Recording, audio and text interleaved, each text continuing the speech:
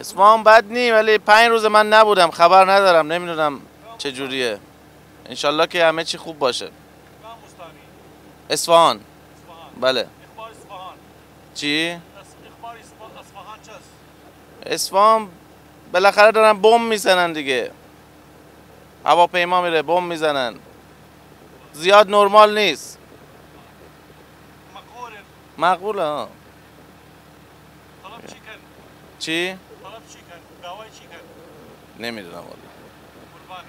سلامت باشی. ممنونم. بار تجاری ضعیف و آره یک کمه تاثیر نه. بارگان قبلا لبندر بی بندر باز بو شاباد بو. بمباران کم شهره بزرگ. بمباران یه چند استاندرن کن. آیش نامردیه. خواه خوی حلقه انده گشت دریاری. کم استان. کرمانشاه تهران. بو عراق بو. وانا پنابر خدا. ایما فقط خدا داریم. مشکلی نیه. آوانا دارن نامردی کن مگر دیرانه. انشالله خواه خوی ریشان کنید. آره خیلی ضعیف. آره.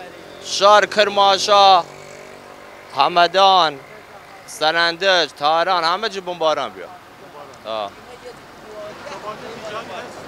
نه هیچ نیه. تجاری بذار بار تو رجع بار تجاریه. جو بار هن تجاری هست بار کم است. بار نیه بار زیاد نیه کم است. بار. ممنون. دقیق حالی یوم چویشید. تبادل تجاری هست نیه. استان کم استان قصف کرید. قصف؟ بمباران. بمباران بیشتر شهرهای ایران بمباران بیا. الان تهران سر بمباران. کرمانشاه بمباران و امرو بمباران بیا کرمانشاه گویا که بیا عراق امرو بیا. خم کرمانشاه شاباد.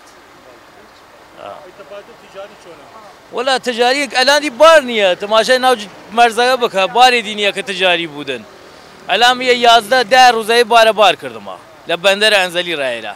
یه 10 روزه بار آنا و ماشینم تا خالی بگم بود 12 روز. بمباران هست ولی امنیت خوبه.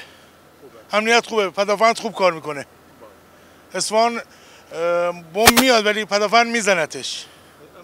امنیت خوبه. خوبه شکر خدا. الحمدلله. اصفهان